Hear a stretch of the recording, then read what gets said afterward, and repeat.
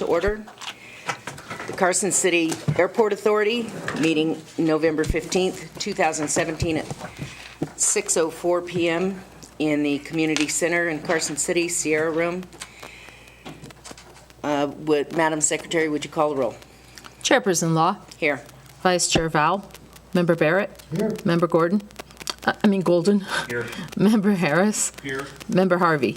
A quorum's present. Thank you. Would you join me for the Pledge of Allegiance, please?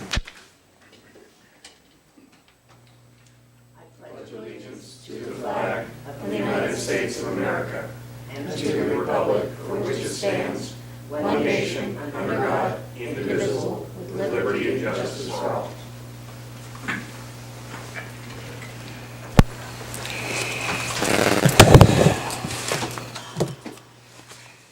Okay, beginning with item C, approval of the minutes of the past meetings of the Airport Authority. I would make one note that on page 3 of October's minutes, toward the bottom of the page, it says that the old fence will be repurposed and used for the IWAS system, and I believe that should be AWAS system. Could I ask a question? Since we Certainly, have two Member members here who were not here for these, do we have a quorum for that? If the other two members abstain, I think you're okay. I think you can Okay. still vote on it. Just one check. So I guess I'll move that we accept the minutes as written Second. with that amendment. Second, with the two new members and abstention. All in favor? Aye. Thank you. Item D, modification of the agenda.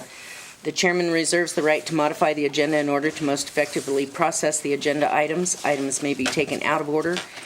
Items may be combined for consideration by the authority. Items may be pulled or removed from the agenda at any time.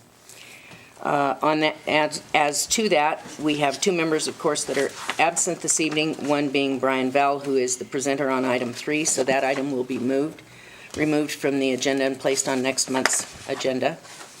And item 6, Treasurer Larry Harvey is the lead on that, and he is not here this evening. So it is my intention to pull that from the agenda as well. One question to our council: does that require public comment? No, it does not. Thank you. Those two items will be put on the agenda in December for consideration. And I apologize to those who are here for those things, but without the people who were primary in getting them put together, I really don't feel comfortable discussing those two. Item E, public comment. Members of the public who wish to address the Airport Authority may speak on agendized and non-agendized matters related to the airport. Comments are limited to 3 minutes per person or topic. If your item requires extended discussion, please request the chairman to calendar the matter for a future Airport Authority meeting. Do we have any public comment at this time? Mr. Leish.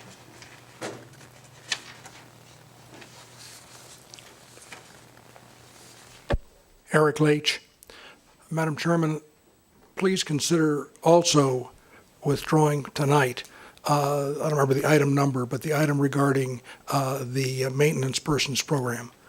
We have two members here who are brand new, have no background on this unless they have it personally. This is an issue that really interleaves with the issue of the manager and the entire issue of how we administer the airport. I don't know that it's controversial, but I think that it ought to be treated at the same time that we're treating the other issue, which is effectively how we properly administer the airport. Thank you. I appreciate that. I would ask council, do you agree with that perspective? I think I kind of do as well, but go ahead. I mean, yeah, you can move it to the next meeting, and I think I'd be more inclined to let the new members tell you whether or not they feel prepared to vote on it. You know, they just walked into their first meeting, maybe not. I would totally understand that, but maybe they already have some introspective on that. And if they're ready to go, then I think, you can go. Now, Mr. Leach is raising another issue, which is it's interrelated with the airport manager job, and to the extent it is, that makes sense that you would treat it with Thank that you. item. Mr. Harris? I'm ready to discuss it. want to hear the interim airport manager's report on it, and at that point, then I'll decide whether I'm in a position to vote, but I don't want to wait to discuss this. Mr. Golden? I'm certainly not at any lack of information on the matter, but that being said, I respect the comment from the public there, and I actually agree with it. It is related to the airport manager position and staffing at the airport. I would feel better if they were heard at the same time. I think the only problem with that is that we may not have a permanent manager for weeks, maybe even months, even because we're going to delay that aspect until December, and then we're probably going to have to, we're advertising now, but it'll take us at least a couple of meetings to get to the point where we have a permanent manager, but I'll go with the will of the majority here. Okay, my feeling on that is it wouldn't hurt to hear the presentation, although we may not vote on it this evening. If that's okay, then, It's your call, Chairman, so. okay. I will leave that on the agenda for this evening. Moving on to public hearing items F1 for possible action, approval of the annual audit report of the Carson City Airport Authority for fiscal year 2016-2017. Ms. Cohn, please. For the record, Beth Cohn-Cole. I believe you have a copy of the audit, and it was included on the website.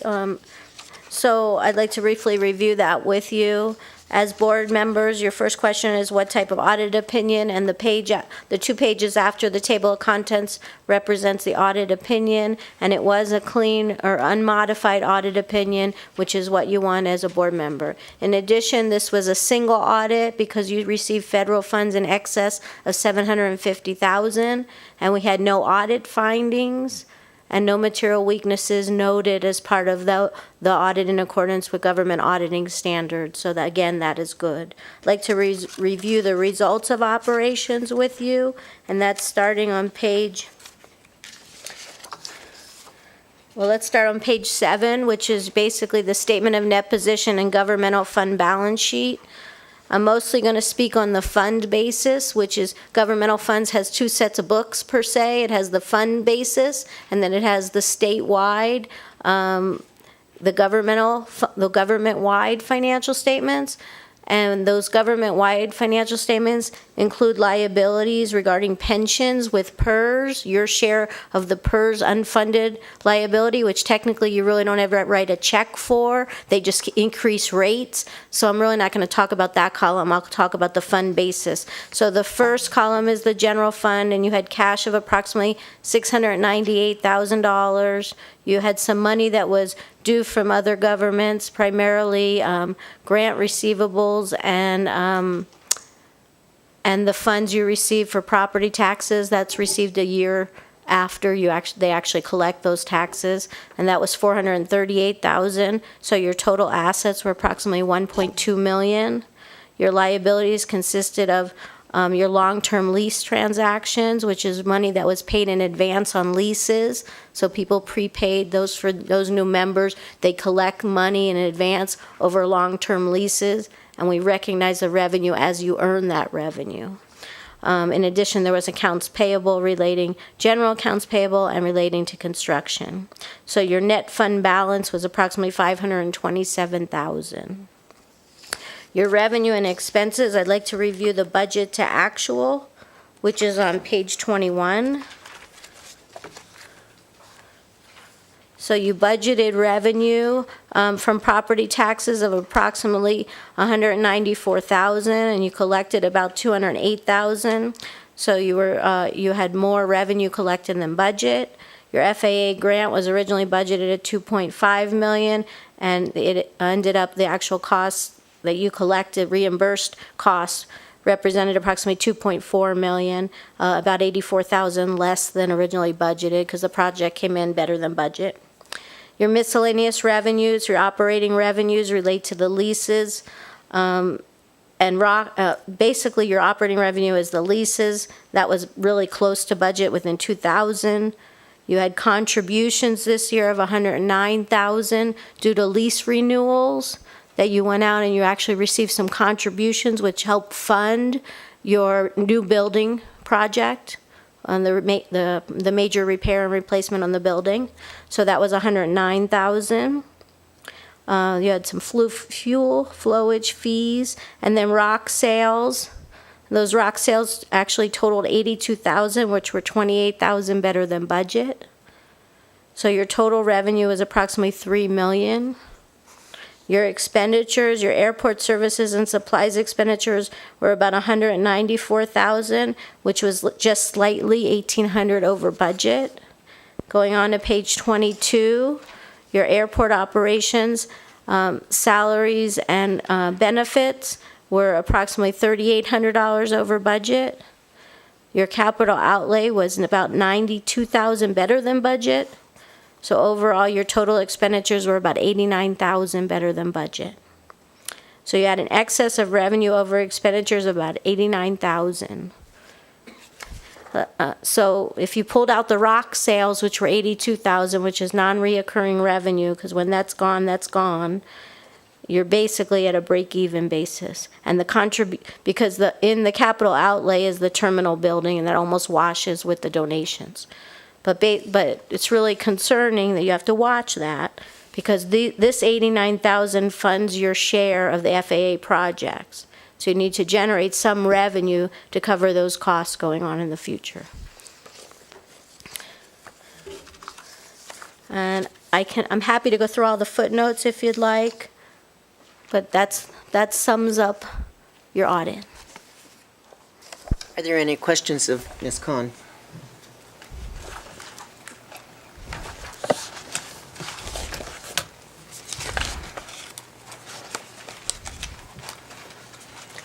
Okay, I would entertain a motion to accept this year's single audit prepared by Cohen & Company. Oh, excuse me. Public comment. Do we have any questions of Ms. Cohen, please?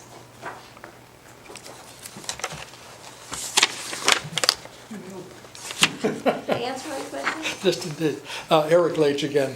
I admit that earlier today, to not surprise Ms. Cohen, I called and told her the questions that I was planning to ask, and she nailed them really in her presentation. But I'd like to underline it for the benefit of the board. As some of you may know, we've heard over the years varying comments on the financial state of the airport. I've heard, we have hundreds of thousands of dollars, we have lots of money. And I've also heard that we're broke. If it weren't for the rock sales, we'd be in deep trouble. And so it was with that background, I thought it was an ideal opportunity to take advantage of this audit and Ms. Cohen's being here to have her try to clarify that a bit. And so what I heard that I think I'll just underline for you is that we had this past year an unexpected maintenance item in that there was a major problem with the terminal building, and $100 and some odd thousand was spent in its repair. Creative work resulted in what was called a contribution on the financial statement here of an approximately the same amount of money that was tied into some lease renegotiations. But I would like to ask what would have happened for the illustration for the board if there had been a pop-up, or the next time there's a pop-up expense, maintenance expense that is not budgeted. Where the authority go to get that money? Can we go into that hundreds of thousands of dollars that's in the bank? The other point is, again, to underline what Ms. Cohen was kind enough to point out, that we have been fortunate to have rock sales, and I'm delighted that we had $80,000 worth of rocks sold this past year that allows us to effectively balance this budget. What happens, what is the significance if we, in the decisions that are going to be coming before this board over the next couple of months, if we increase the costs of administering this airport and don't have an increase in revenue, where does the money come from? And so perhaps that's the starting point for you to get back on the microphone? Thank you.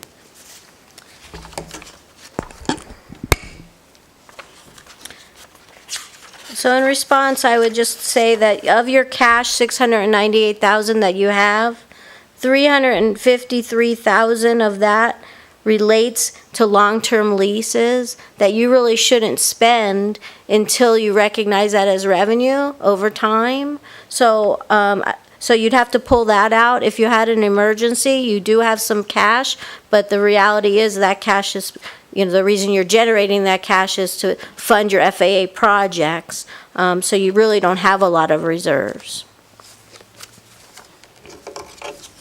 That answer your question? Okay. Thank you both. Can I just ask you to address one other thing? As I was listening to Mr. Leach, it sounds like he was also saying, if we don't have rock sales next year and we don't have those contributions to do the unusual expenses, will we still be solvent a year from now? I guess is the question, one of the questions. Well, you're he's asked. absolutely a going concern. I don't think that that means that you're not, but you're not generating excess money, which is what we talk about every year when you review your budget. You need to be generating some type of excess money that's going to cover your FAA projects. So if you didn't have that rock sales, you did have a pretty large project this year, so you expended, I think, $90,000 this year. Well, let me look at the exact number. So you expended 2.4 million for the project, and so you spent about, I'd say about $100,000 to fund that project. So really, you would have had $100,000 more in profit if you had no FAA project. So you're not, you're no way desolate. You're no way that there's a going concern issue. It's just kind of monitoring and matching your FAA projects with your available cash. But that's also saying that we don't have the revenue from the one-time opportunity costs from the leases, too. Right, but that was a wash with the terminal. So that wash, there was about $5,000. You're talking in excess of that trade-off. Yeah, in excess of that. So even though you had a $90,000 project, you pull out the rock sales, you pull out the $100,000 you spent on the FAA project, you would have had $100,000 profit still. So you are generating, but it's something that you're going to have to, constantly be aware of. Thank you very much. Any other questions of Ms. Cohen? Okay, thank you. And as I said, we are going to move past item number 3 to item number 4. For possible action, discussion to approve. We need to approve the audit. Oh, sorry. Did it again. I would entertain a motion to accept the audit as presented for the 16-17 fiscal year. I move. Member Harris has moved. Member Barrett has seconded. Any discussion on the motion? None seen. All in favor say aye. Aye. Motion carried.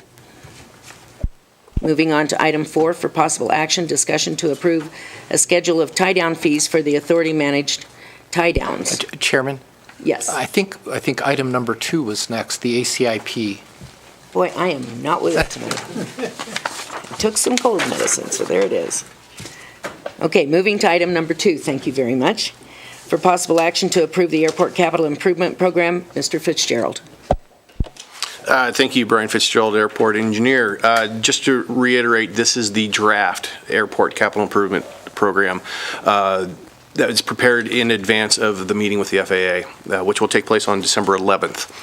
During that meeting, we'll discuss currently where the airport is at, where the airport's going, the projects that we have on this particular list, and if they're in agreement with that, then we can formalize it, sign some documents, and then submit it back to the FAA for their use in the next fiscal year or two. So at this point, all I'm asking is that if there's no changes from the airport, that I can submit this to the FAA and then attend the meeting and make any modifications from the FAA. Brian, pardon my ignorance, I sure don't have a copy of that in my package here. We submitted it a week ago. I don't have a copy with me. I got an extra copy. It's one page, and it looks like a table. It Yeah. was posted on the webpage as part of the engineering report. And No, I've got a copy here. So,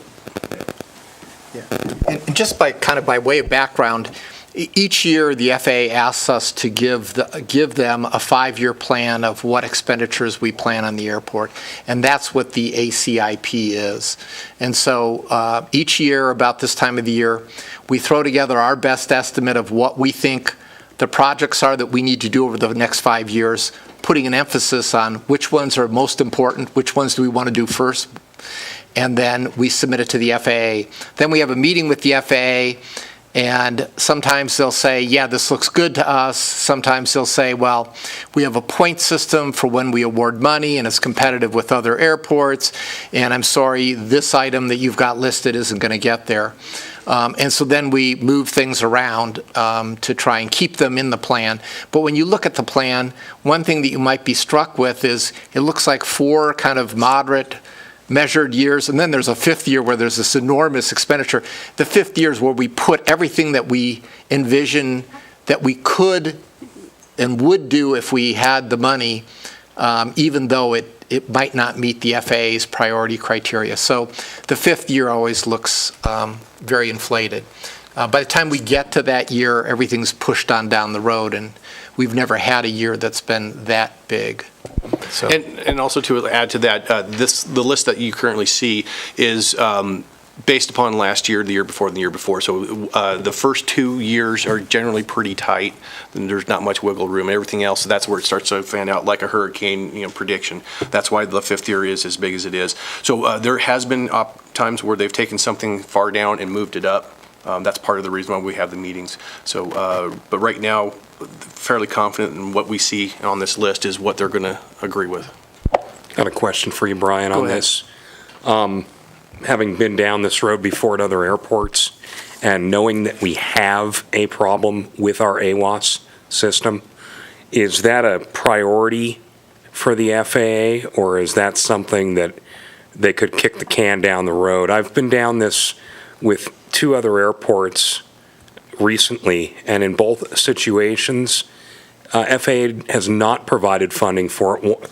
They're both flight critical issues, and at one airport, it's a safety of flight issue just because the location of it is so poor, it creates false reads on, pilots. In this case, we've had the AWAS failing to operate properly just the other day, and I told Dirk this as a citizen, not as a member of the airport authority, but I was flying around the other day, and I was on left base for the runway and couldn't even pick up the AWAS until I was on the ground. And it's not my radios. So I want to make sure that's, really going to happen, or the airport's going to have to come up with money to make that happen. Yeah, the FAA has indicated when this was first taking place a few months ago that they would highly entertain doing it either 18 or 19. But they also realize that it is in a failing position, and it has not been swept under the rug yet. After the meeting we have in a couple weeks, we'll have more information on that, whether it's going to be funded or not, but there's good indication that it would be funded for us because of the situation we're in. It helps that we have instrument approaches here, because you pretty much need an AWAS if you're going to be flying into instrument approaches. Any further comments? Just one question. I noticed in reviewing the list that in year 5, there were 2 safety items out there. One of them was, I don't remember one, the other one was lighting obstacles, and obstacles meaning, I think, hills that people might fly into. And it seems odd that that would be in the 5th year when these are safety issues.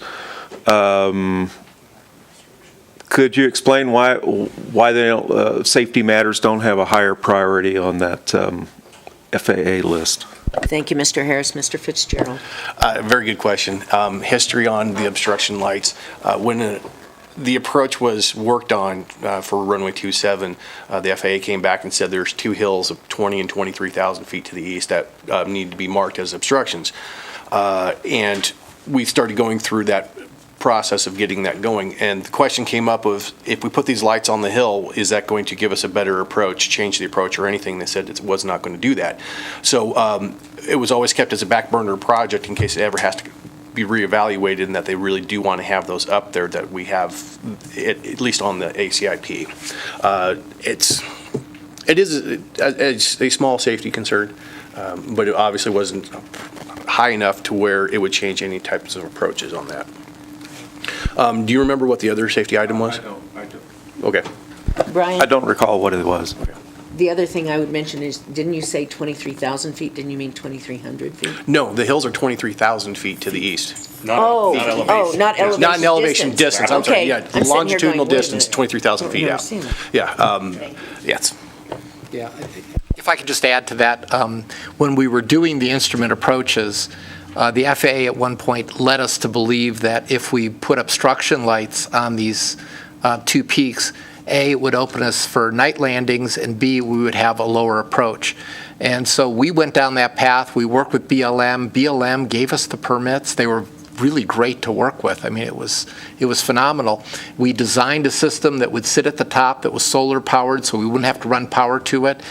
And then the FAA said, oh, no, we're not going to change anything if you put those in. And so it was like, okay, well then we're not going to do it. And so we postponed it, and so it just keeps getting postponed in case we can convince the FAA that that would give us a better approach here. So a little more background. Thanks, that's helpful. Member Barrett. Since you've raised that matter, our previous airport manager at one point told me that the FAA was not going to go for night approaches. Do you know where that came from and whether that's true, or are we still in the hunt for that? Honestly, I do not know. I haven't spoken directly with the FAA people. I find it hard to believe that they would say you're never going to get a night approach. To me, it would be more of, here are the criteria you're going to have to meet to get that approach. And I don't know if that discussion was had to determine what those criteria might be. I mean, there is one bit of a problem if you're approaching from the west, excuse me. The slope that brings you down to the airport, if you go up high enough, you'll hit the mountains.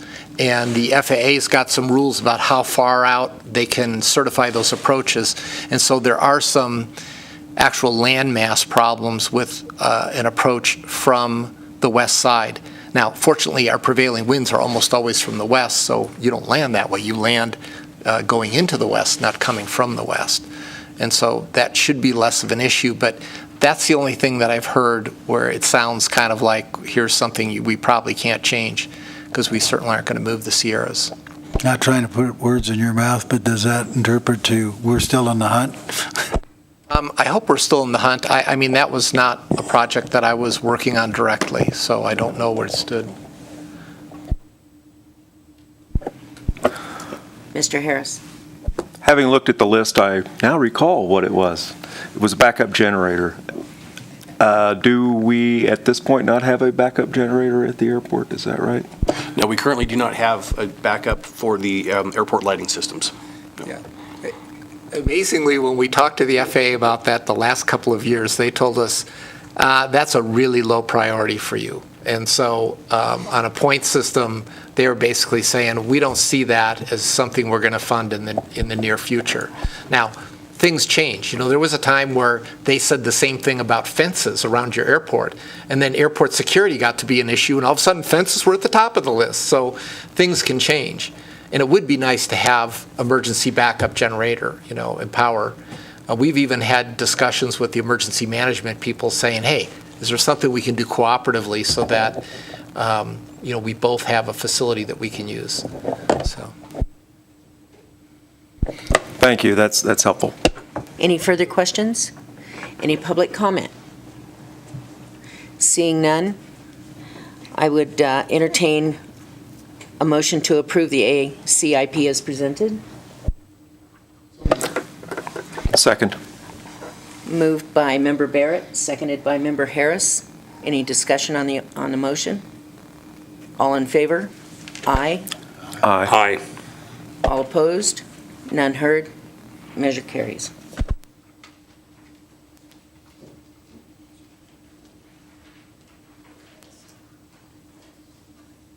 Moving on to item F4 for possible action.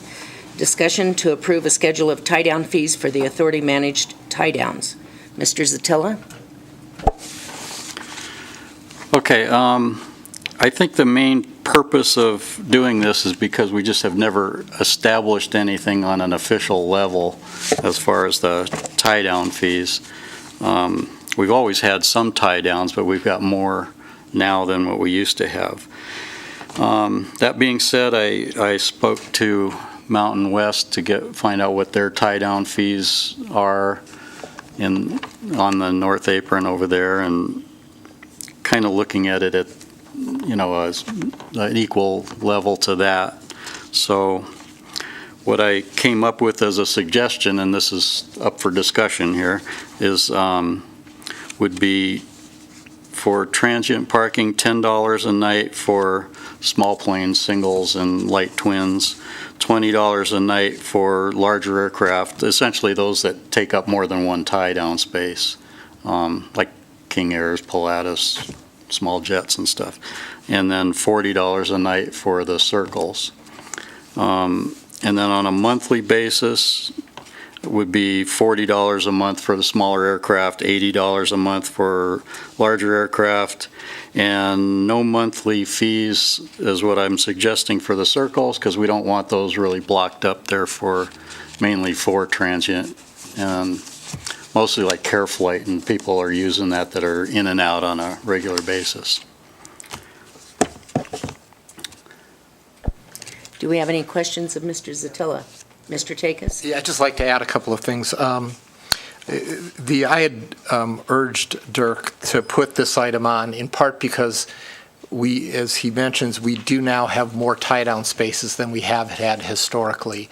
And historically, we've just pretty much been seat of our pants. However, there is an area that we've used extensively over the years for tie-downs, and that's the dirt area next to Taxiway Bravo.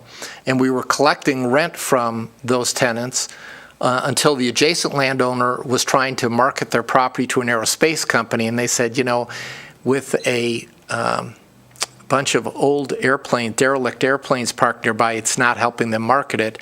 So then we sent those over to the tie-down area, which belonged to Shade Tree, which is now part of the Airport Authority's tie-down area. When we did the north ramp, those aircraft were moved back there. But I don't know if we're collecting rent for those. And so that was one of the issues. What should we be doing about those aircraft that are parked on the dirt? There's several Albatrosses there, and there's two, I don't know what kind of airplanes they are. They're marked California Division of Forestry, they're old airplanes. And then occasionally there's military equipment, trucks and stuff parked over there. I don't know what's going on there, but it seems like to the extent people are being given permission to park there, they should be paying us something.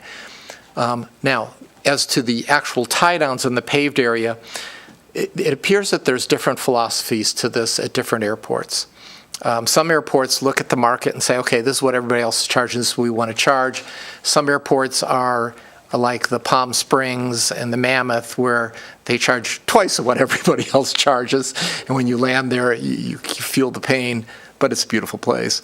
And then there's another philosophy out there which has been adopted by Minden, which is let's not charge transient airplanes for tie-downs. We want people to come visit our airport. We want them to buy fuel. We want them to see what we have. And so you've got a couple of different philosophies at play there, and I think the important policy decision for you to make is what policy do you want to adopt? And then how do we integrate that into rates so that Dirk has some clear direction on what he should be charging? And so that's kind of the background to the item. But I think beyond that policy thing, I think it's really important that we be collecting rent from the albatrosses and other large aircraft that are parked next to taxiway Bravo. I would ask, Dirk, do I recall seeing a folder in your desk that stated that it was annual fees or something like that for other than tie downs, which might include the albatrosses? Do you know who those belong to? Because I don't. I'm not aware of that, but I neglected to mention my feeling is that whether they're on the dirt or a tie down, they're taking up the same space and they should be charged the same monthly fees. And no, they are not currently being charged. I don't know when the last time they were charged. Probably been a very long time. Steve probably remembers my last go-around, we tried to get rid of the one albatross that belonged to Yvette Weaver unsuccessfully. And all we managed to do was get a lot of back tie-down fees out of it, and it's still there. I don't even know who owns it now. She passed away recently, so I don't know what's going on with that. Any other questions for Mr. Zatilla or Mr. Takis on this item? I got some comments. That works for me. Mr. Golden? I'll direct this primarily at you, Dirk, nothing personal, but also to my fellow associates here on the Airport Authority, having extensive experience in this particular vein. I think your proposed fees are low, and I have concern over that. $10 for a piston single is very acceptable. That's pretty much the norm anywhere you go. I've never heard of Minden not charging, Steve, but maybe they don't. That would be an outlier. Because anywhere I go, and I travel extensively, I'm charged not as a transient, but if I'm overnight on the ramp, which brings up my biggest point of concern with this whole program. I fully condone getting a fee schedule established and getting revenue generation so we don't create a culture of people who come to the airport and don't contribute to the revenue stream.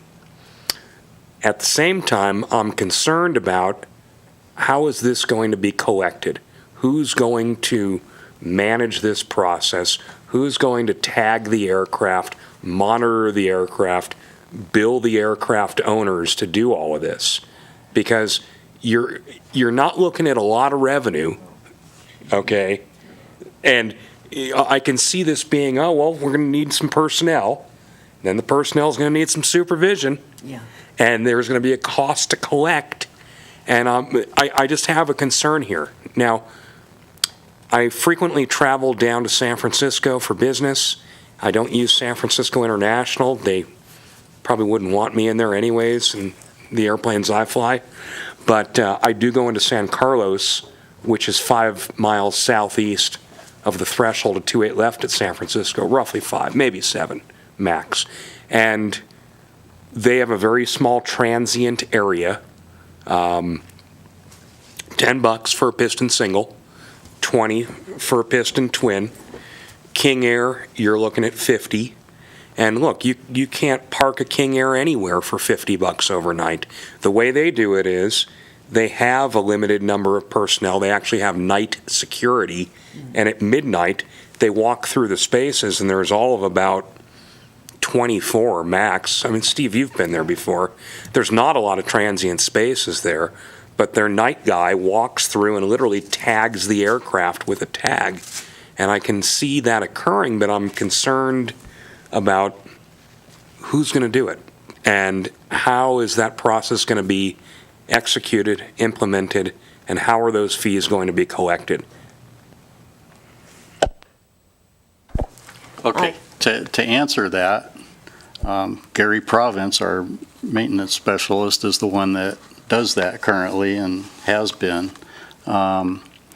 We don't see very much overnight traffic, and this was those transient fees I'm talking about are for overnight. Right. We haven't tried to charge people just for parking there for a couple hours or something.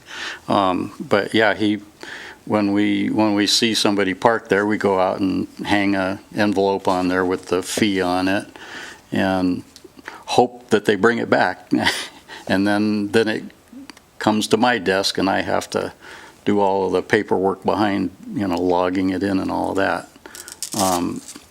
So far, we haven't tried to collect from anybody who didn't pay, which I'm sure happens occasionally, but we don't have much transient traffic in the first place. It's very light, and a lot of them park at Mountain West first and at Sterling and the places that Cactus has. So those seem to be getting most of that traffic in the first place. And most of ours happens during the air races when everything gets taken up. And so that's kind of the current situation. Any other comments? The one thing I would say is that if someone comes in and asks for a gate card and wants to park for a number of days, then I can see certainly charging them the fees, which has been done. The helicopter crew, for instance, that came in earlier this year, came over, and I not only charged them for the circle where they were parking their helicopter, but I charged them for the parking in the tie-down area of their equipment and so forth. So that can be done, but they were going to be there for almost a week, and that's a little different situation than the general public flying in and having an overnight stay. So I think there's a great amount of discussion that has to be done on this before we put ourselves in a position of having unintended consequences that we don't want to face. Any other comments? I'd like to hear a little more about, if you know, Steve, or Dirk, why Minden takes, you said that they want people to come, but what's the positive, what's the negative? I have not discussed it with them, but it's right on their webpage. Their webpage says, we are an airport pilot-friendly airport. We do not charge transient tie-down fees. So, that's all the information I have.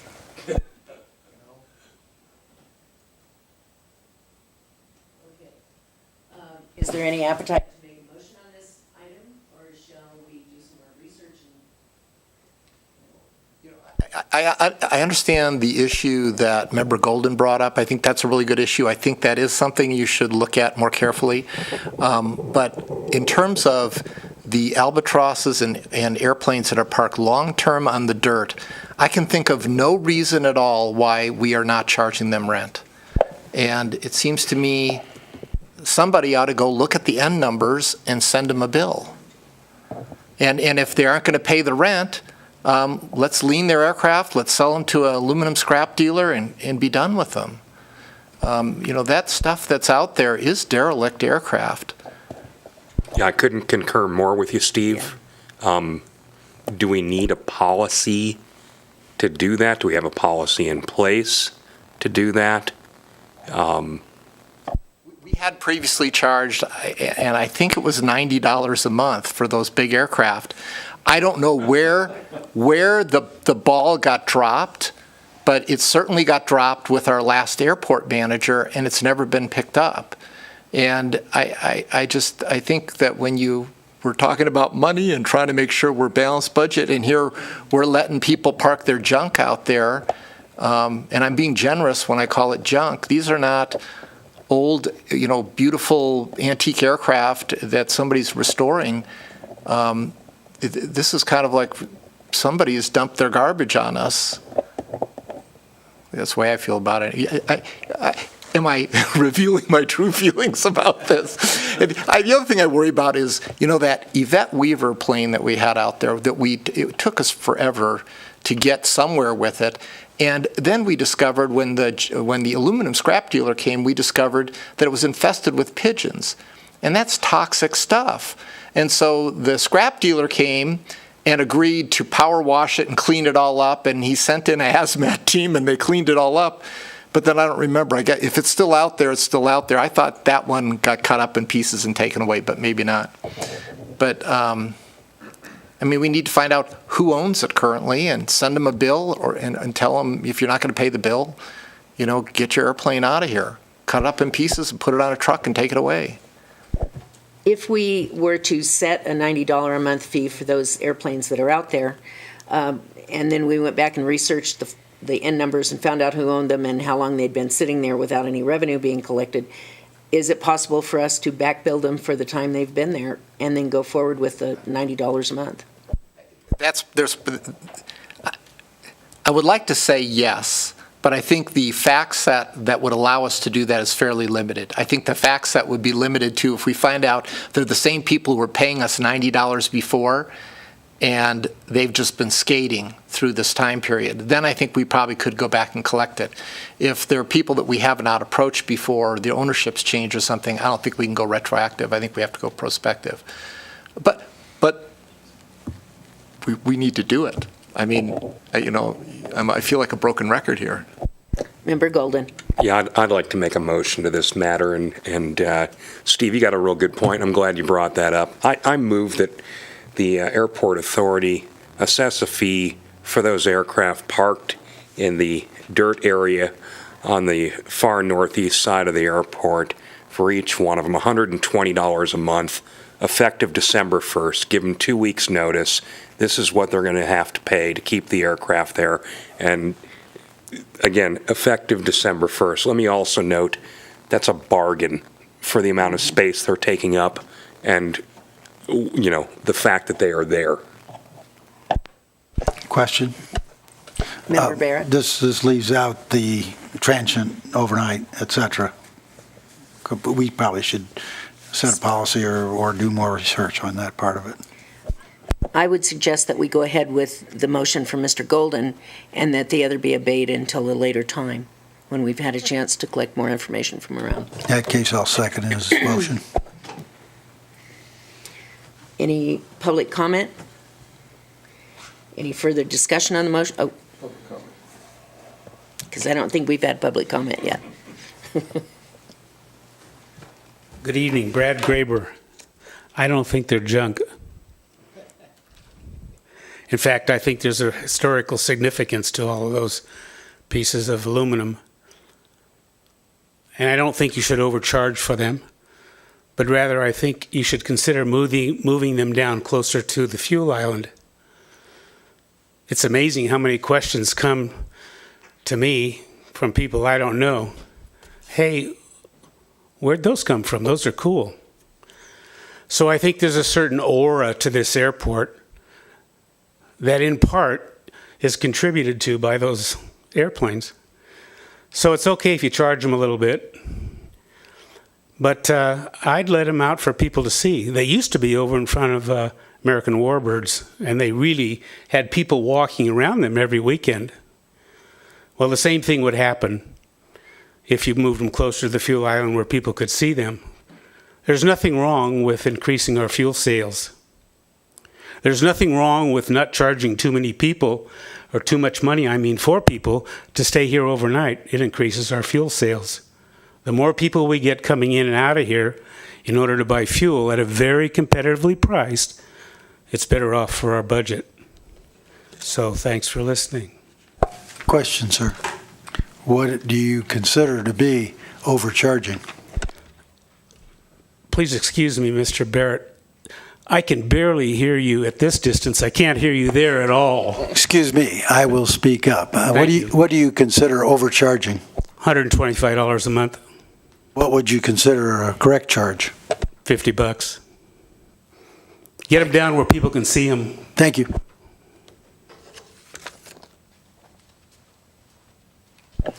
Mr. Golden, would you care to amend your motion? Negative. Mr. Barrett, do you still second his motion? Yes. Okay. Is there any further discussion on the motion? All in favor of the motion say aye. Aye. Aye. Any opposed, nay? None heard, motion carried.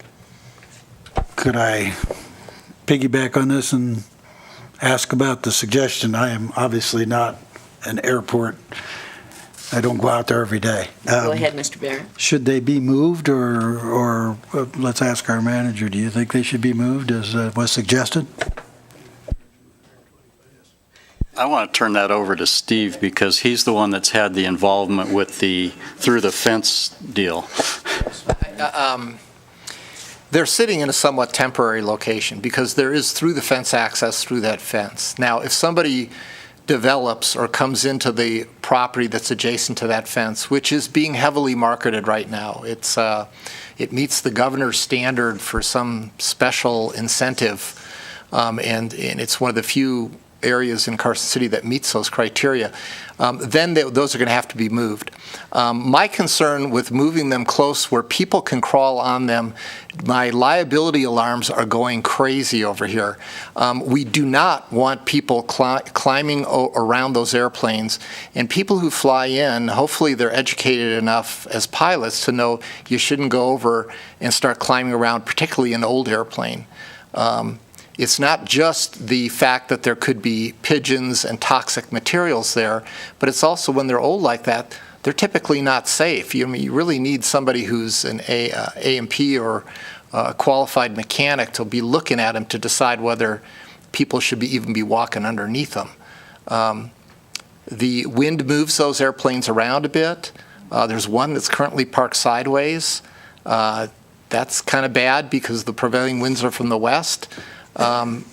It's the idea of moving them so they can be an attractive item. Great concept, bad idea here. It's an attractive nuisance. It's a liability issue. And so, I appreciate what Dr. Graber is saying. Is there a way you can turn this sow's ear into a silk purse? And I love that attitude about it. I just don't think these aircraft meet that criteria. Thank you. Any further comment on this item before we move on? Okay. Only that I think part of what we're saying, without saying it, is we want to put this topic on the agenda for next time for the transient. Is that right? I would agree to that, yes. Thank you. In the meantime, that will allow us to talk to some people at Minden and find out what their transient policy really is. Because when they say they don't charge for transients, it does raise the question, are you talking overnight or during the day?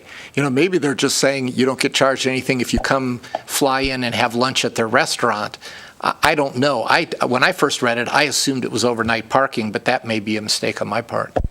Yeah, Steve, I would be shocked if they don't charge for overnight parking, but it's common practice that aircraft that are there for the day are not charged as transient aircraft.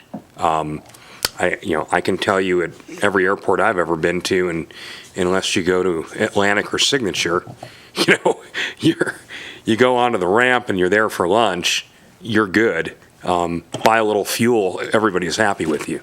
But it's overnight when the parking kicks in. Okay, thank you. We will move on. Item number 5, for possible action, discussion to approve a wage scale for the airport operations and maintenance specialist to include a salary adjustment for the current operations and maintenance specialist. Mr. Zatilla.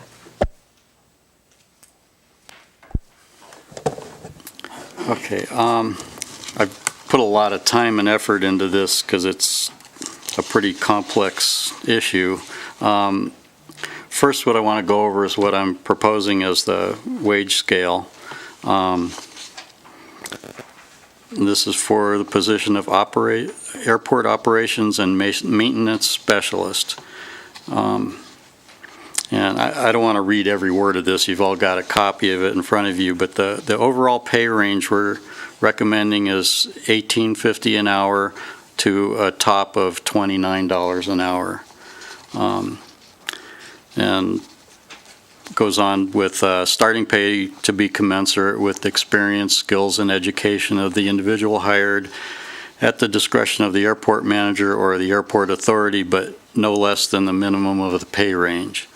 And then there would be, on top of that, annual increases based on the employee's annual review.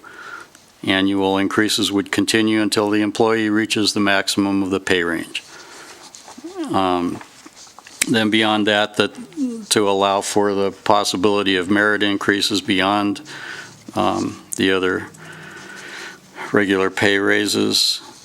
and the suggestion that the pay range should be reviewed every year as part of the budget preparation for that year to see if there's any, adjustments needed beyond what's in there currently. Now, first off, a question that seems to have come up quite a few times was, we need to have a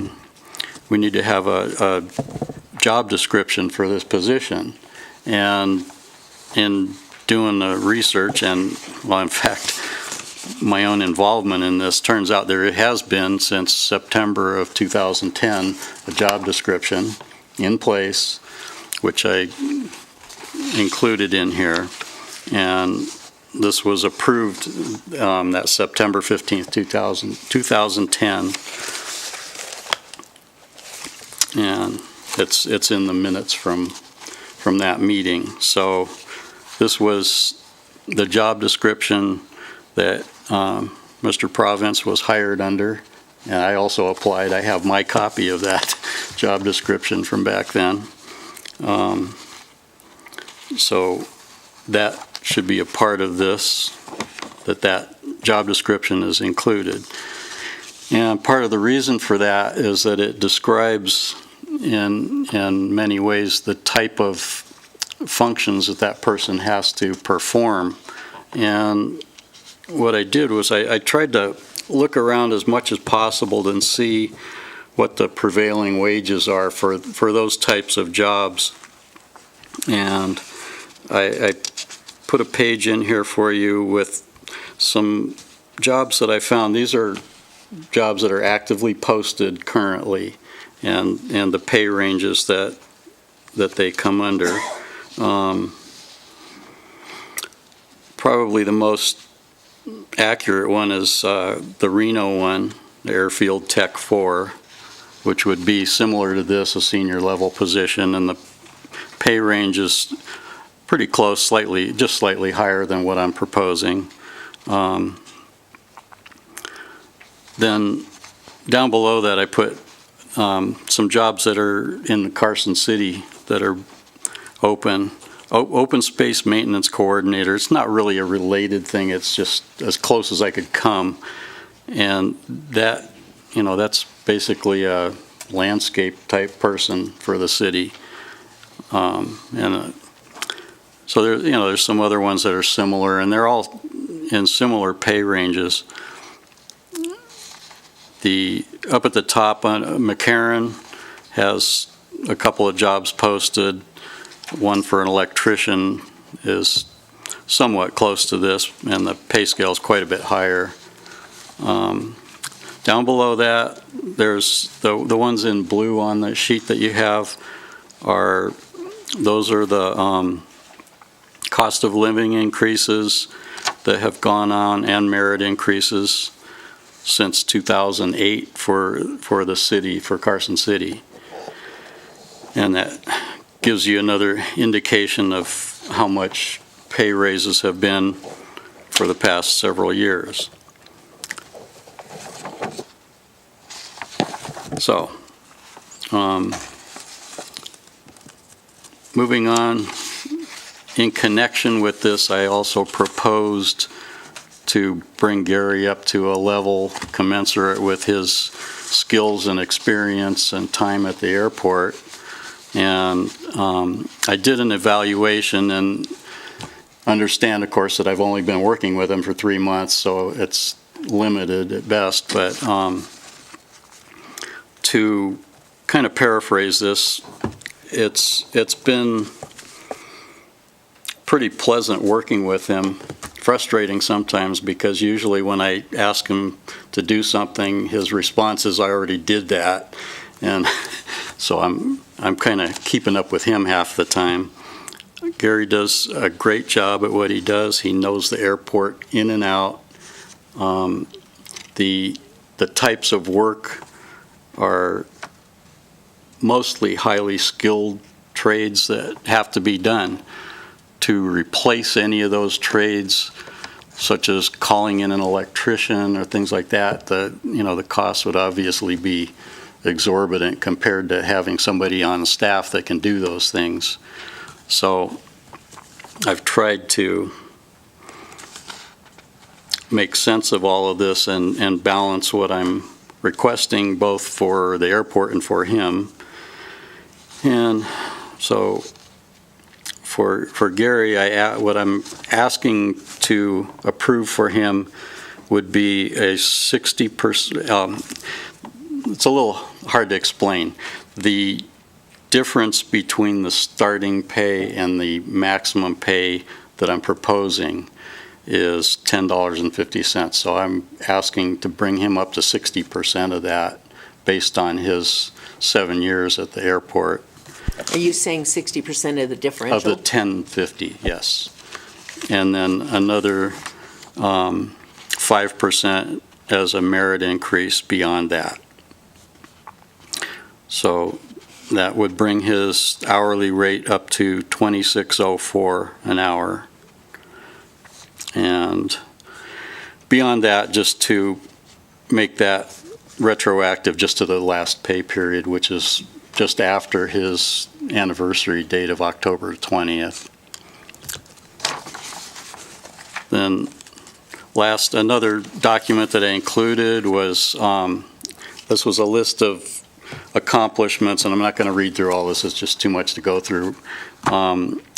This document was left by Tim Rowe, and it was done, I guess, in 2014. And it gives you an indication of the kind of things that Gary does on the airport and the types of skills involved here. So with that, I will ask for questions.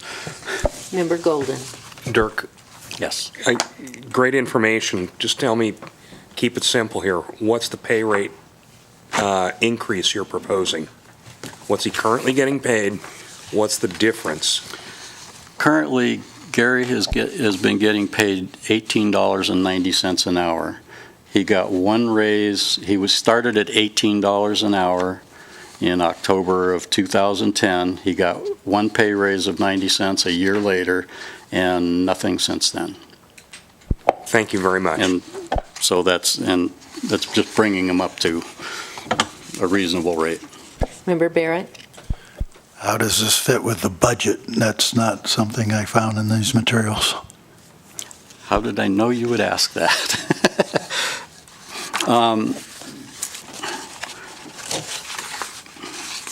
This roughly, and I do mean roughly because I can't give you exact numbers, is going to be slightly over $1,400 a month increase to the budget, okay? To back that up, we've had several things that have been increased this year as far as land leases that have been increased. A new land lease that alone would probably pay for this. The increase in the rent to Shade Tree Aviation, which is bringing another $24,000 a year roughly. So can we afford it? Yes. Can you afford not to? The question there, and that's another obvious question, is if you get to a point, and nobody's here forever, when Gary leaves and you need to replace him, and you try and get somebody with that skill level for $18 an hour, it's just not going to happen. Things are very different now than they were 8 years ago, as we all know. The economy is a lot different and growing rapidly. So I think we need to consider being in a realistic state going forward. I can honestly say that when I went over and worked as the airport manager for a month, if it hadn't been for Gary's institutional knowledge, there would have been a sad vacuum there because there were no breadcrumbs left in that office, and his information was invaluable to me. And I honestly believe that during the time that our previous manager was there, Gary actually functioned with very, very little oversight and direction. So he has done an amazing job with very little support, in my view. Mr. Harris. First of all, I just want to say thank you for really doing a good job collecting the benchmark and that sort of thing. it's nice to have that kind of backup, and I know you spent a lot of time on it. One question in terms of the cost that you talked about, $1,400 a month, is that what you said? I take it that is wages alone, it's not loaded with benefits? Just want to be clear. So looks like our benefit load is about 50%. So let's say it's $2,100 a month, okay, somewhere in that territory that we're looking at. I just want everybody to understand that's the kind of cost we're looking at, $2,100 a month. Go ahead. Let me comment. I did add some into that, not everything, but I did at least add the cost of the PERS into that, and a little bit for miscellaneous stuff, but no, it's not totally. Okay, but you got closer than we realized, so my number's high. So then the other question, I just wanted to be clear, how long has it been since Gary has had an increase? Since October of 2011. Wow. That's what I said. Let me comment on one thing. Mr. Golden. Yeah, Brad, you brought up the loading of, the additional to payroll. It is about 50%. So if 1,400 is just the wages that we're talking about, it seems to me the wages are about 12,000 to 14,000 a year additional. Add another 50% there, and you'll get everything, because you have workers' comp, you have payroll taxes, you have PERS, you have health insurance. It's gonna total out 50%. So let's just use 12,000. You're looking at $18,000 per annum additional cost. Not that he shouldn't get it. I want to be clear about that, what it's going to cost. Doing some quick calculations here, it looks like the difference between what he's getting now and what you're proposing is about $7.10 per hour. At 173 hours a month, that turns out to be about $1,250. So about $250 is what you, or $150. Right. Yeah, I knew I didn't have all the background on that. Okay, any other comments?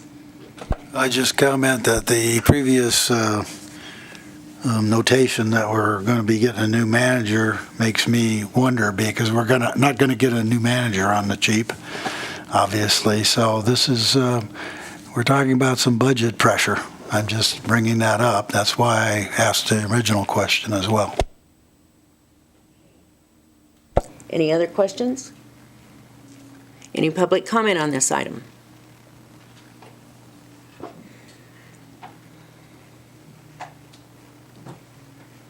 Mr. Province.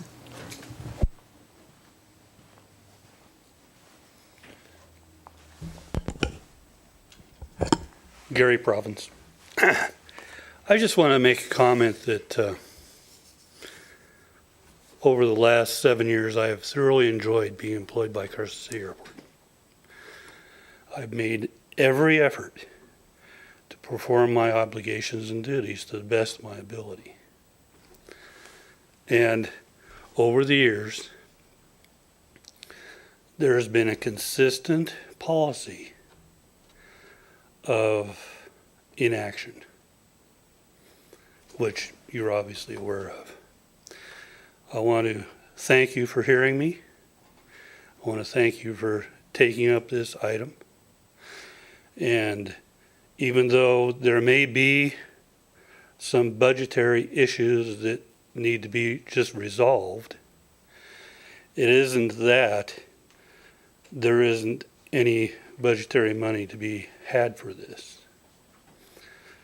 If you look at it from the inverse, you look at my job that I've done, and for the last 7 years, 6 years, the airport has been conserving that money that would have been paid in wages to me, or to any other person who would be in this position. So that's the other side of the budget item that you're looking at is where is the equitable position to stand? Thank you. Okay, I guess I need to ask our attorney, can we break this into two segments? One, accepting or establishing a range of pay, and a second vote to determine whether or not there will be an increase, and if so, how much?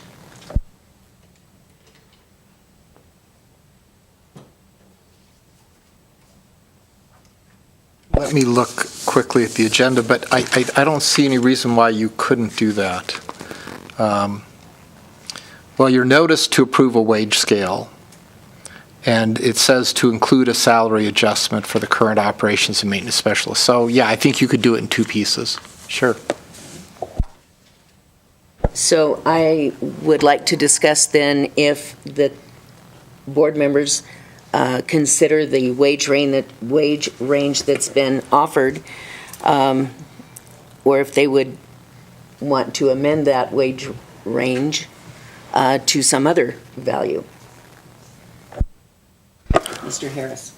I'm comfortable with the proposal. So far as the wage range is concerned? That's correct. Okay. Do I have any other comments from other members? I see it as a satisfactory wage range myself. So at this time, I would entertain a motion to establish that as the wage range for that position, and that would be a base of $18.50 to an upper limit of $29. Do I have a second on? Do I have a motion for that? I move. Mr. Harris has moved. I'll second that. Mr. Golden has seconded. Any discussion on the motion? Any public comment on the motion? Seeing none. All in favor of the motion, aye? Aye. All opposed, nay? None heard. Motion carries. I would like to make a comment. I want Mr. Province to know that my questions regarding the budget are because we are constantly in a budgetary bind here. I was glad to see the audit was as it was, but we do have to be cognizant of that. That comment was about the budget, was not in any way, shape, or form one that said you weren't deserving of what you're getting. Okay, the second consideration would be to discuss whether or not the $26.04 an hour rate would be the rate decided upon for the increase, or whether it would be reduced by the 5% merit increase, or any discussion on that. Mr. Golden. Pardon me, I'm the new guy here. In my opinion, Gary is well worth it. That's not the issue here. I find this to be something that really the Airport Authority Board shouldn't be dealing with.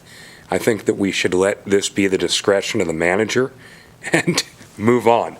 Okay, we established the pay range. Let the manager deal with it from there. Anything wrong with that, Steve? No, you can do that. You can't delegate the hiring or firing, but you certainly could allow the manager the flexibility to set salaries and ranges. Well, we set the range. Right, Sorry, we just set the range. To set the salary within the range. I think it would be appropriate to give the interim airport manager direction and discretion to increase Gary's wages as proposed. Thanks. Mr. Barrett. I don't have a lot of problem with that, but I would prefer that the interim manager or any other manager in the future keep this board apprised if it's going to change again, so that we know and would have sort of a veto power if that got out of hand. I just want to make that clear that we are the ultimate authority, so we don't particularly want to be authoritarian, but so with that caveat, I agree. Makes a lot of sense to me. There was no motion. No motion. Steve, do we need a motion to hand this back to the manager for his, to assign at his discretion? I would say yes. Okay. Then I would entertain a motion to allow Go ahead. the interim manager to set an appropriate rate for Mr. Province's salary henceforth. Do I have that motion? So moved. Mr. Golden has moved. Seconded. Mr. Harris has seconded. In discussion, I would, though, emphasize what I said before. His discretion should always be with our oversight. Thank you. And I feel that what the presentation he's made tonight has given us that oversight. So any further discussion on the motion? Hearing none, all in favor say aye. Aye. Aye. All opposed? None heard. Motion carries. Okay, that takes care of item number 5. And number 6 has been tabled until the December meeting. I think, go ahead, Mr. Golden. Madam President, may I comment on number 6 You in a may. general sense? Certainly. Okay. I've heard quite a bit this evening and heard from public comments from other people about budget issues, budget constraints, revenue streams, expenses at the airport. We heard from the the auditor today, who gave us a real good report on the fiscal health of the airport, and that's all great, fine and dandy. It really supports, though, and underpins the need to put into the hiring process for this position someone who has strong business acumen, who's going to develop opportunities here at the airport. Absolutely. That is a critical element of this matter. And I read through it, read through the summary that was provided in our packet, and it seemed as if that was, well, it was in there, but it certainly wasn't prioritized. And we need someone who's going to be accredited and someone who has experience with business development, who's going to be able to generate new business on behalf of the airport authority. I don't ever expect the airport to be a cash cow for Carson City, but at the same time, the taxpayer surely doesn't want to be on the hook for any sort of shortfall or negative balances that they have to cover. The airport's the most important main street in this community. But at the same time, it needs good, strong leadership in the form of a manager who knows how to get the job done from a business perspective. I appreciate that, and I agree. Okay, we will discuss this in detail at our December meeting, and we will move on. Airport engineers report. Brian Fitzgerald again. To bring the two new members up to date, currently we have 2 projects underway at the airport. First one is the airport master plan update. It got started a couple months ago, and our planning advisory committee will be held, first meeting will be held on December 6th, where we will get together with potential members of this board to discuss the master plan and to get their feedback, initial thoughts, and show direction for the next approximately 12 months for this.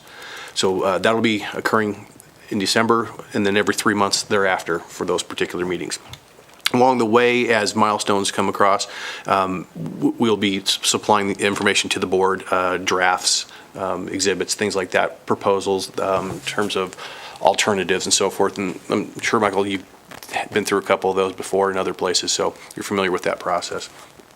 So if you have any questions on that, as time gets closer to it, I'd be more than happy to help you understand those questions and comments.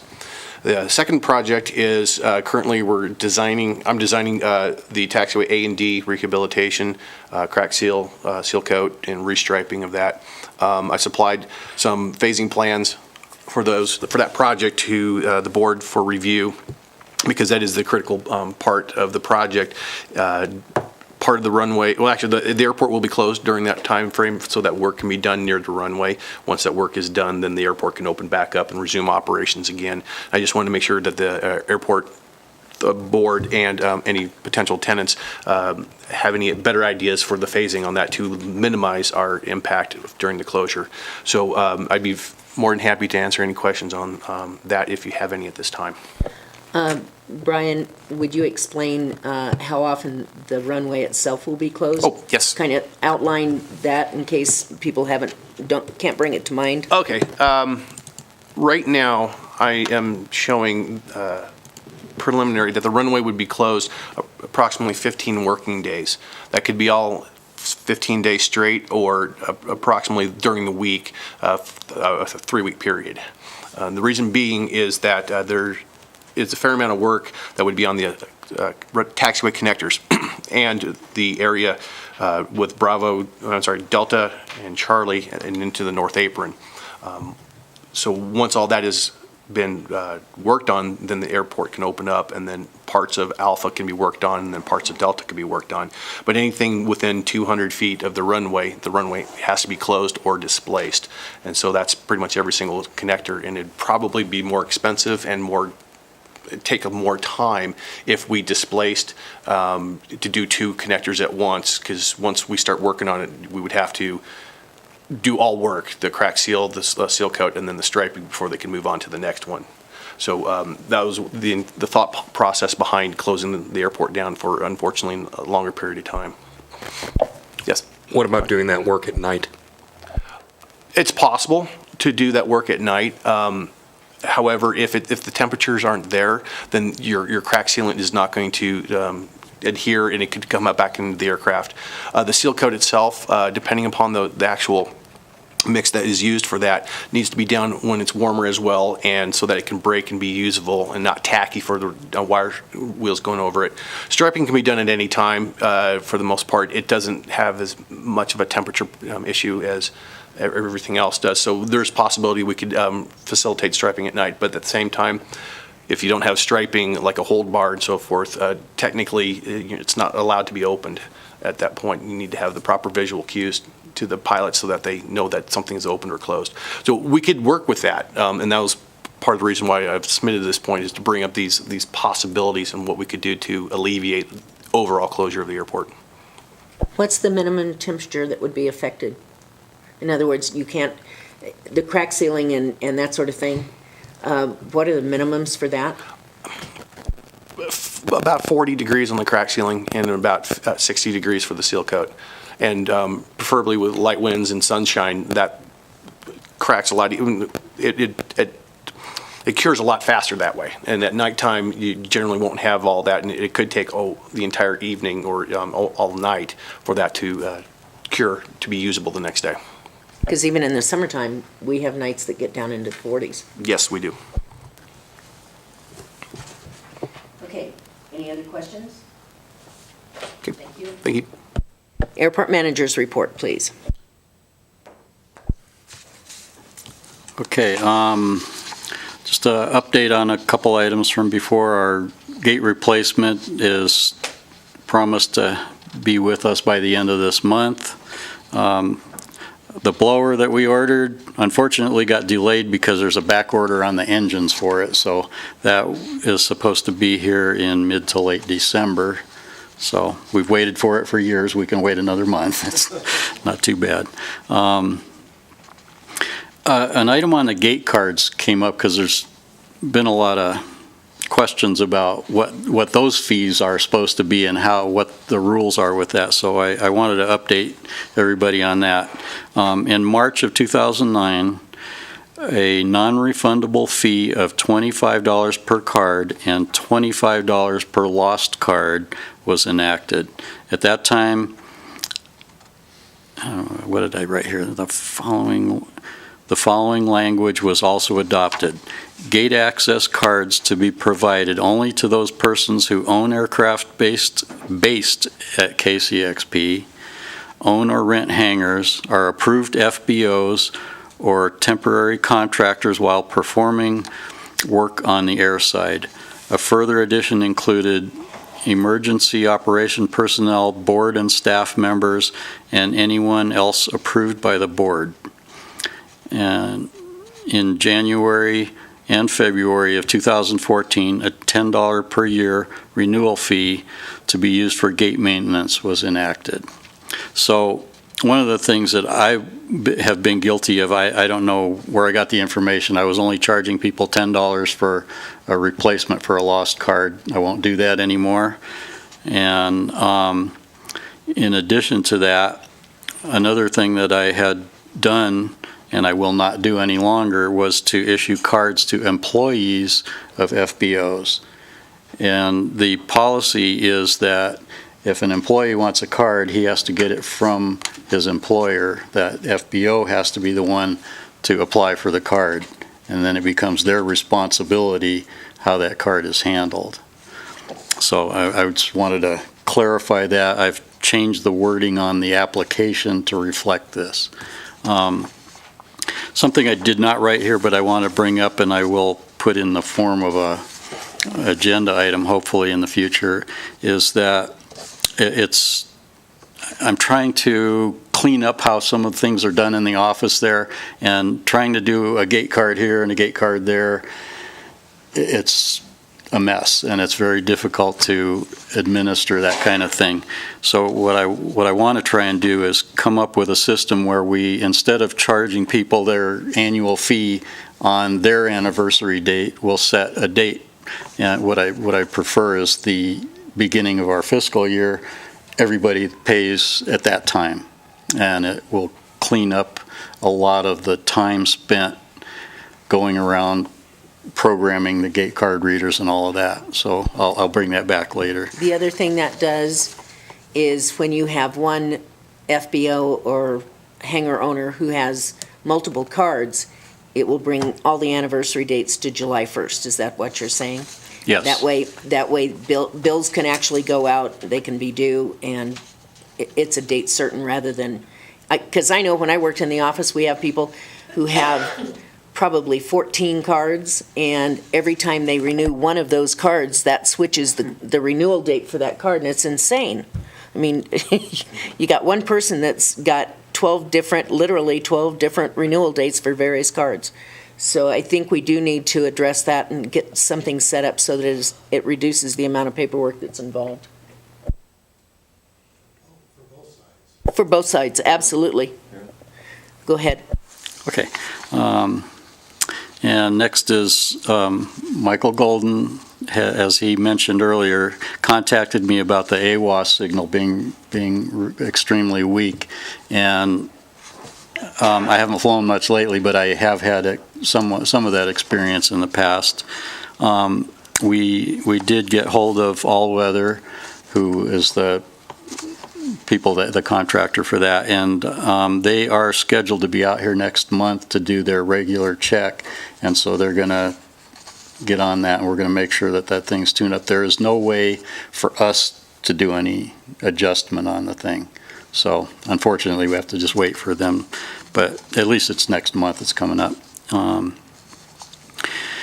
And let's see, last month I had questioned a bill from NV Energy for the lights that used to be on the north apron that had been torn out, and I'm happy to report that they actually believed me and gave us the money back for the last year. So we got a credit back of $519.50. So that was a nice thing.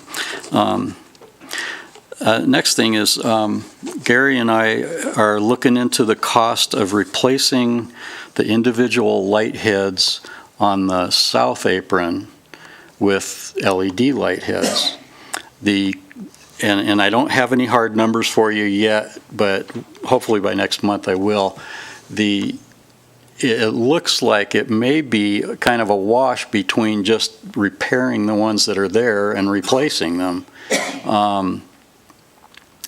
The cost of replacing a ballast and a bulb in one of those sodium lights is pretty high. It's somewhere in the $400 range just for the parts.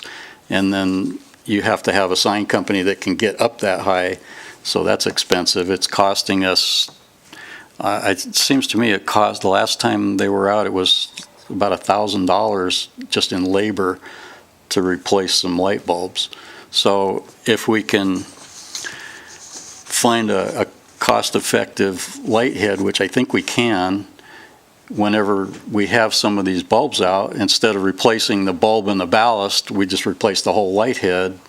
It'll cost us about the same amount of money, and we'll have a light fixture up there that's got better light quality and will last, 10 times as long? And so it'll reduce the maintenance costs going forward. So that's something we want to get you some real numbers on to work with. Do you think you'll be able to have those numbers so that we can put them on the December agenda? I'm hoping to do that, yeah. Let's see. And last thing to report, it's been an ongoing problem, as you all know, about people driving across the runway and on the taxiways that they're not supposed to be on, especially the west half of Delta is notorious for that. And for some reason, we've talked to a few people trying to just explain that, you're not supposed to be doing this. And we've been keeping a real close watch, and the amount of traffic has dropped drastically on there. So it's kind of a nice thing to be able to report that that's been improving. And that's it for me. Thank you very much. Legal counsel's report. I don't have any additional report. Thank you. For the treasurer's report this evening, I received an email from Larry Harvey, and it says, I will be at a healthcare purchasers conference in Washington, D.C. on the board meeting date this month and unable to attend. Please accept the financials presented, which were posted on the website. As part of the treasurer's report for this month, you will notice that our income and expenses are close to last year's, with a few exceptions. We have an increase in land lease by approximately $19,000, which equals the increase over last year due to the lease changes. We are lower in payroll, but with contract labor, we are close to last year's forecasts. If there are questions presented during this meeting, I will be happy to respond at the December board meeting. So if anybody has questions of Larry, I'm sure that they can ask him directly, or we will cover this during the next meeting. Do we have any other reports from authority members? All too new of you, and Mr. Barrett. Go ahead, Mr. Harris. I just want to bring up this question of the use of the hangars and the rules that the FAA has come out with. I just want to satisfy myself that we're happy with an approach that we've adopted. And I guess the question is, have we adopted an approach? I know that we have sent out questionnaires to say what's in there. We've received some things back. There's a question as far as the quality of the responses. Some of them are in fact essentially blank. So how do we follow up and satisfy this this new rule? Mr. Takis. The FAA last year adopted a new rule that went into effect July 1st of this year on what is appropriate hangar use. And at the same time that that we were looking at implementing that rule, we had complaint from one individual in particular saying that the hangars were not being used for aeronautical use. So we put together an ordinance, and both the airport authority and the city adopted an ordinance saying we are implementing the FAA's hangar use policy, which in a nutshell says as long as you're using it for an aeronautical use, the FAA really doesn't care what else you have stored in there. So it's not a question of do you have a motorhome in there or a boat in there. The question is, do you have an aeronautical use? Are you storing an airplane or one of the other identified aeronautical uses? And so we sent out the certification forms. Candidly, I think we've received responses from everyone except for hangar H29 in the Carson executive hangars, and we've sent them letters. The next step is I think that when we get ready to do any inspections, and there are certain inspections that I think we need to do because the FAA has directed us to do that, I think that we just give them notice that we're going to be inspecting their hangar, and if they don't show up, we'll just find a way to open the door and check it out. I did put my business card on their hangar about a week ago, and it's gone. I noticed today it was gone. I don't know if it blew away. I don't know if somebody took it. I don't know if somebody's got it, but I'm inclined to believe that somebody is around. It's not an abandoned hangar. The owners on the assessor's records show that they live in Glenbrook, and so we'll follow up on that. But that I'm getting caught up on one small thing, which is the one form that we did not receive. With respect to the rest of the hangars in the airport, we've gotten responses, I believe, from everyone. You're right. Sometimes the quality of the responses is substandard, is probably a kind way of saying it. But a lot of those I have followed up with where if they didn't have information, I went and talked to them, and in many cases, it's because their hangar is empty, and they were afraid to respond because they don't have an airplane in it, they don't have an aeronautical use going, and candidly, the fact that it's empty and available for rent is not a problem. That's an okay thing. And so I put together a list of those hangars that are available for rent, some of which are also for sale, provided them to the airport manager, and my thought is we should probably also put them on our webpage so that those people can, people who call in or people who are looking for hangar can more easily find that. In the past, the approach of the airport management was simply, before Dirk's time, was simply to say, well, talk to the FBOs, I don't know what's available. I think that this information collection process has done a couple of things. One is demonstrated aeronautical use for the vast majority of hangars. And two, it's also given us an inventory so we know what's available. So when people call, we're not just pushing them off to someone else. So I think it's been relatively effective. There is a next step. There are a couple of next steps. One is to follow up on some of the answers which we can't figure out. They give us an N number. We check the N number against the FAA database, and it turns out there isn't any registration for it, or it's clearly an error because it's for an airplane that's on the other side of the United States. Doesn't appear to have any relationship to this area. Those we need to follow up on. In addition, we need to inspect the hangars that the FAA has requested that we inspect, and some of which have already been inspected. The chairman went out on a Saturday and inspected, I think, four of them. And since then, we've run into some of the other hangars where either myself or the chairman or somebody else has been able to verify, yeah, there's an airplane there, it's front and center, this is not an aeronautical use problem. But there's still a bunch out there that we need to look at. When I say a bunch, it's a number, yeah, maybe half a dozen, maybe 8, somewhere in that category. And so that is one of the next steps. And then beyond that, the important thing for us to do is to follow up with the various FBOs, the hangar associations, and say, look, when you have changes of ownership or changes of occupancy, the ordinance requires you to let us know. We need to remind you, let us know. And so far, I think it's been very helpful.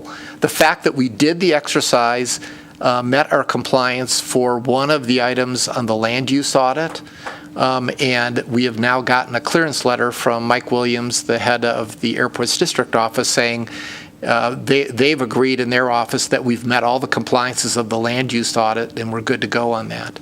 The one loose end that we still have is we have the complaint that Mr. Vaccaro filed and the inspections of the hangars that we didn't look at should complete that process. So I don't know if I've answered your question. I probably talked way too much, and I apologize, but that's where we are on it. But I think for the most part, it's been a pretty successful venture. Could be better, but it's good. Thank you. It's helpful.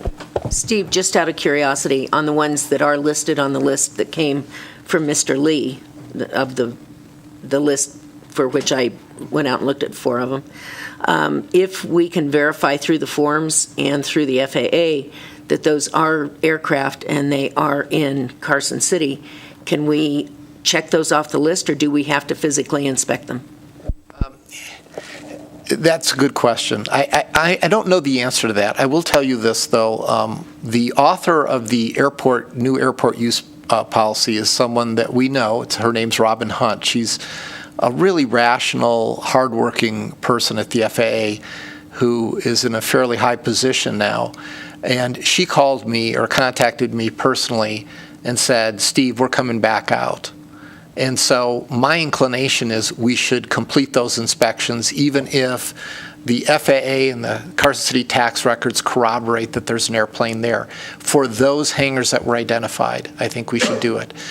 For other hangars where we see the certification form comes back and says there's an airplane in here, our FAA check, which is built into the spreadsheet, shows that that airplane is registered to someone in Carson City, and the tax rolls show that they're paying taxes in Carson City. On an active airplane, I don't know that there makes sense to tell somebody you've got to open the door to your hangar. We want to see if it's really in there. To me, that's a waste of energy. But for these ones that were listed in that complaint, I think we probably should follow up and look at them. And I think the way that we should probably do that is we pick a time and then give everybody a week or two notice to let them know we're coming out and go out and just take a look. The other thing we might do in that letter is offer them a time that's convenient for them, because especially with me, I'm not working an 8 to 5 job, and if they can meet on Tuesday afternoon at 2 o'clock, I don't care. And if they want to do it today rather than 2 weeks from now, that's okay with me too, because it's less than a 5-minute trip. That's a good idea. I mean, when we get ready to do it, I'll coordinate it with you, of course. Okay, any other reports from members or questions from members at this time? And this question is for you, Steve. Do I have to have a motion to adjourn? No, you don't. I don't You can think just so. close the Okay. meeting. In that case, it is now 7:45, and we are adjourned.